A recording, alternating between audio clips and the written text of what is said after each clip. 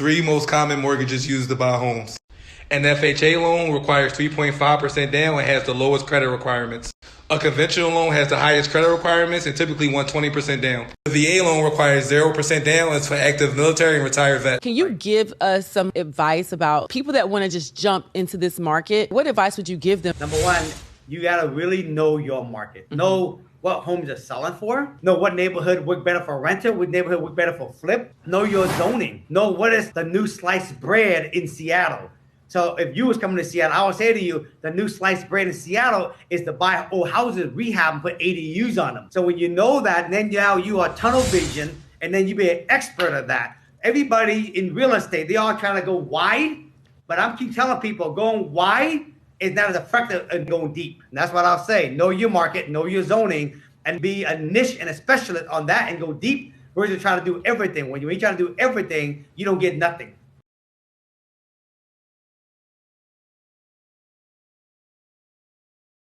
Home prices will start to level out a bit, but that does not mean a crash, ladies and gentlemen. I need you to understand that.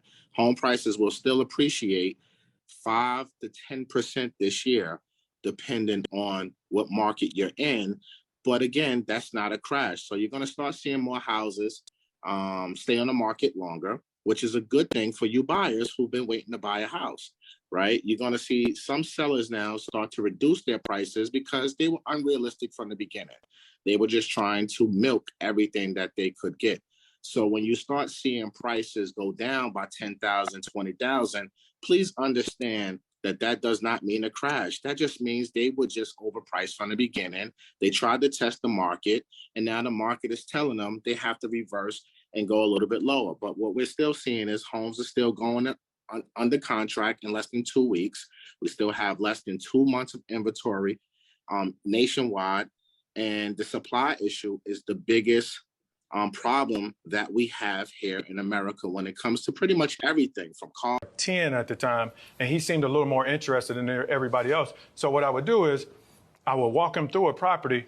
We'd pull up to a property, and I would show him how to evaluate the property first with no numbers. So we'd pull up to a property, and I was like, okay, when you pull up, you just want to take notice of what's in front of you, from the landscape, the roof, the gutters, the windows, the siding, the porch, the walkway, driveway. Then you go to the garage, it's the same thing. Then you go in the house, you go to the basement, we're looking at the foundation, the electrical, the plumbing, the heating. You come up, the kitchen, living room, dining room, and just survey everything. And then after you survey everything, then you put numbers to it. So I kind of showed them how to put the numbers to it. It's like, okay, if you got a 14 to 1,500 square foot property, to redo the whole roof, you're going to be in a range of 5,000 to 6,500. To do the gutters, you're going to be in a range of 1,000 to 1,300. Each window going to cost you 200 a piece.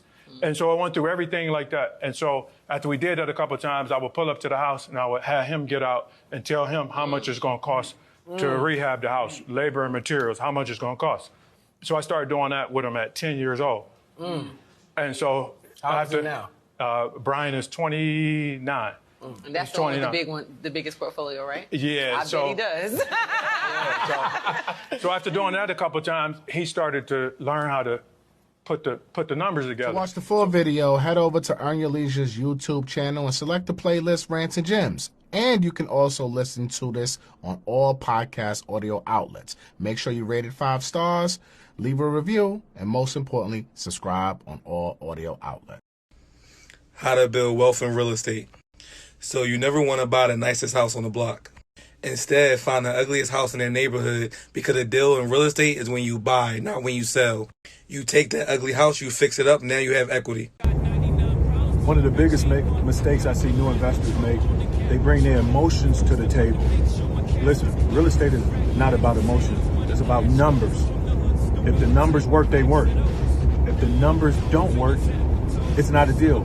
So know your numbers. Trust the numbers.